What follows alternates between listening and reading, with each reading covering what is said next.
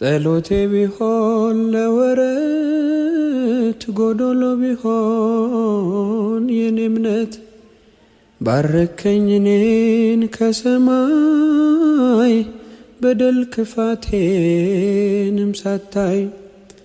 ቀባኸኝ ጠርተኸኝ ከዱር ሰጠኸኝ ከፍ ያለ ወንበር ሳይኖረኝ አንድም በጎነት ባረከኝ በእጅ በረከት እኔ አንተ ቤት እኔ አንተ ፊት የምቆም ሰው አይደለሁም